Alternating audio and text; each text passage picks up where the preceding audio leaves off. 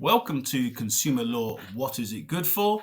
And in this video, I'm going to look at Financial Ombudsman Service complaints and some of the common questions that get put to us here at Stormcatcher Law through our legal advice helpline and from clients. And today's question is this: the Financial Ombudsman Service is a waste of time.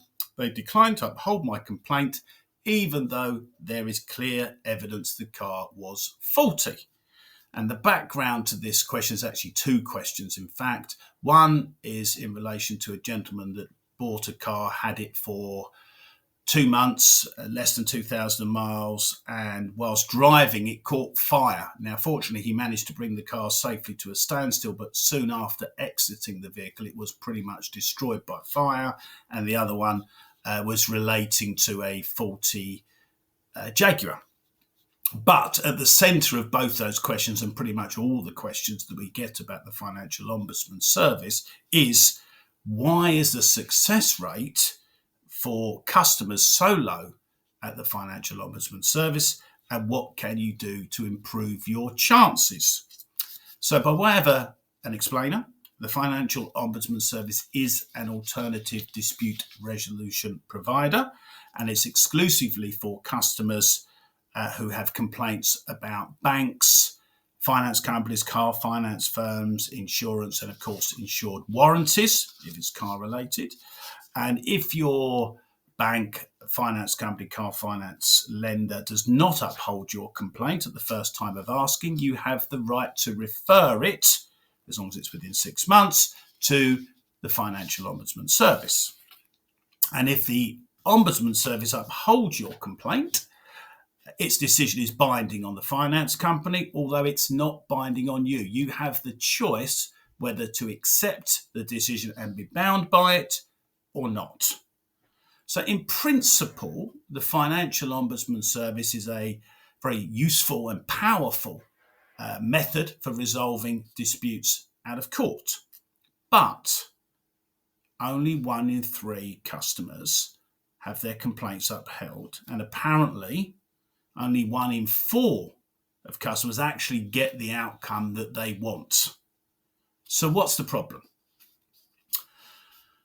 The problem centres around the way in which the Ombudsman Service investigates and decides their complaints. And I'll explain what I mean by that. If your complaint is about a vehicle that you bought on finance, for example, which has subsequently become faulty, or you suggest it's been missold to you, or as in the case of our questioner, it's been damaged by fire, at its centre, your complaint is a legal dispute. It's a legal dispute that arises from a breach of contract, for example, such as Consumer Rights Act. It could be misrepresentation if you feel it's been missold to, or somehow you've been lied to about the vehicle, or negligence. And you would have likely seen from the final response from your finance company not upholding your complaint that they will refer to the law. They'll refer to the Consumer Rights Act, what it means. They'll also refer to the evidential burden and whether, if the issue occurred within 6 months, that they, as the supplier, will be liable. Or if it's outside 6 months, you will have to prove your case. These are standard legal principles. So understandably, the vast majority of people would think that the Financial Ombudsman Service will follow a similar path, will follow suit, especially when you get your correspondence from the Financial Ombudsman Service, and they will say, when looking at your complaint, I must have regard to the relevant law and regulations, regulators' rules, guidance and standards, codes of practice, and where appropriate, what was good industry practice at the relevant time. They will also often say the other relevant circumstances a court would take into account might include things like the age and mileage at the time of the sale and the vehicle's history. So understandably, mention of relevant laws and court would lead many people to think that this institution is going to follow a similar pattern of assessing your complaint. Similar to your finance company or bank, the Ombudsman Service will also confirm what they consider to be the relevant law. For example, the Consumer Rights Act, and will go on and say that the vehicle must be of satisfactory quality, fit for purpose, safe, durable, and so on and so forth. But notably, the Ombudsman Service does not state, which would happen in court, that they must apply the law. Instead, the Ombudsman says they have to have regard to the law and regulations. And this means that all they have to do is consider it, but they have a choice whether they follow the law and stick to it. So in short, even though your complaint is a legal dispute, and even though it involves the law, the Financial Ombudsman Service is not bound to follow the conventional process for legal analysis, the rules of evidence, and legal research. Confused? Well, you're not alone, because this has been the bugbear of many legal scholars and professionals, including myself, who've scratched our heads as to how an ombudsman can consistently, fairly, and reasonably resolve legal disputes without following the law, without referring to traditional legal principles, guidance, and standards. Now, in a bid to try and curtail arbitrary decisions, the Court of Appeal gave guidance on this and said that whilst the Ombudsman can depart from the law, as the rules say it can do, that it must give clear reasons if they do so.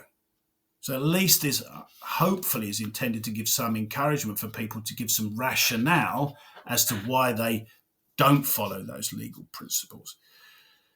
Now, unfortunately, if we look at the case of the questioner, whose vehicle unfortunately was destroyed by fire, in that case, everyone suggested that all the evidence, I think there were three reports of some version or another, everyone confirmed that the source of the fire was the diesel particulate filter and or the connecting flexi hoses.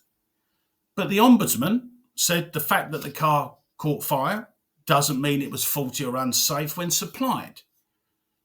Yet when you apply the legal principles, which in this case was the Consumer Rights Act, we know that in the eventuality that the vehicle lacks conformity within 6 months of the date of delivery, then it is presumed to have lacked conformity from the outset, whether that's developing or present. So you can see there's a clear conflict with what the Ombudsman comes up with and what the law says. And rather than amend his views, the Ombudsman goes on to give us the proposition that, well, cars do catch fire, and in actual fact about 11,000 cars a year catch fire, which I'm not entirely sure is true. But when I did look at it, it did seem to be that there are a number of vehicle fires in the order of 9 to 11,000, of which the vast majority of which are through vandalism and arson, not because of vehicle defects. So I'm not really sure that his statistics give any evidential value or weight to his decision. The problem is, of course, is that what he's trying to do is normalise the idea that cars catch fire, to give some idea that it's within the scope of reasonable expectations, which I can never suggest is ever going to be true, but nonetheless we are where we are. In the other case I mentioned, the Ombudsman's investigator involving this Jaguar stated the DPF is a wear and tear issue because the DPF requires specific maintenance, meaning it deteriorates over time. Now, when challenged on this, and the investigator was asked for the evidence upon which he relies, unsurprisingly, he couldn't find any because there isn't any service and maintenance profile or process intervals for the diesel particulate filter. It hasn't got any moving parts. There isn't anything to service. I'd have no idea what he was talking about. Anyway, I still maintain that the Financial Ombudsman Service is a worthwhile institution, but you have to understand how best to improve your chances. And the short answer is don't rely on citing or quoting titles of legislation or case law. If you're just going to bullet point consumer rights at Section 9, satisfactory quality, fit for purpose, to be frank, it is an absolute lottery that you'll ever come out and succeed as far as that's concerned. What you have to do instead, which will always be advisable in my view, is to explain the circumstances, principles, and really the core essence of what the law was trying to resolve. So you have to describe it in longhand. What you have to do is set the scene. You have to describe the circumstances of your complaint and try and illustrate what a reasonable person in those circumstances would expect. Now, I accept the fact that very few people, aside from the Ombudsman in the case that we just spoke about, are going to think that a vehicle being destroyed by fire after 1,500 miles and 2 months is anywhere near reasonable. But nevertheless, you still have to go through a process of describing the vehicle, its age, its mileage, its service history, its price, why you bought it, are there any particular reasons you wanted that vehicle over another one, right, reliability, for example, safety, whatever the case may be. You will need evidence, and as much evidence as you can get, which supports every proposition you can possibly have. And in times gone by, I've gone to great depths to look at every single statement I make and give the Ombudsman Service the references from the internet with URLs, with pages, photocopies of pages of books and so on and so forth. But the truth is, you can't guarantee that they're going to follow it or even pay any attention to it. But nonetheless, you have to try. You may need expert evidence. But as with both cases, I think that I've just touched upon, you can't guarantee that the Ombudsman will necessarily follow the outcomes. I mean, you're not obliged to, even in court, of course. The judge isn't obliged to follow the expert's determination. The judge is perfectly capable and should make their own decision.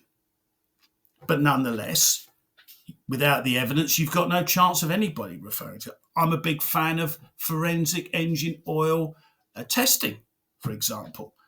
But you can't guarantee that the Ombudsman Service is going to be able to interpret that properly or be able to extrapolate from that oil sample the issues that you're trying to raise.